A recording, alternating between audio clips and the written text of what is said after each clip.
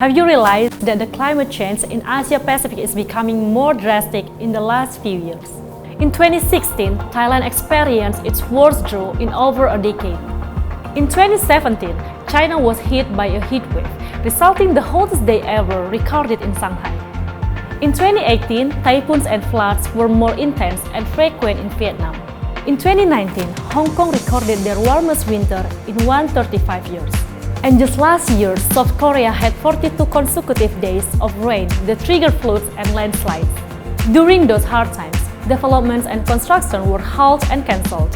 Families were evacuated, people lost their loved ones, homes, and jobs. Countless people were displaced.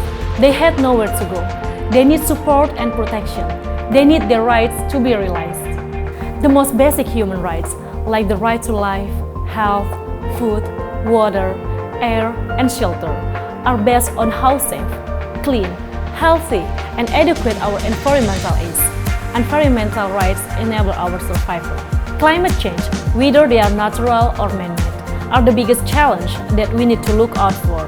Raoul Wallenberg Institute, RWI, published a book regarding this matter in 2020 called Climate Change, Disaster, and Internal Displacement in Asia and the Pacific, a human rights-based approach.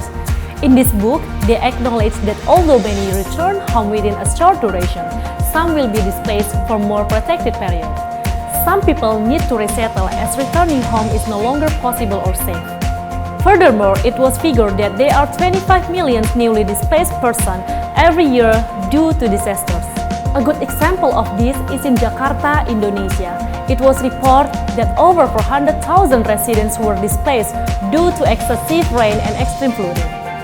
Please take notes, this is not only their problem, it's our problem as well. So let's be aware and educate ourselves more.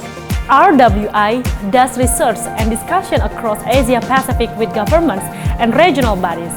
They highlight critical aspects. For instance, how important a human rights perspective is in response to climate change. Please do check their website and social media here.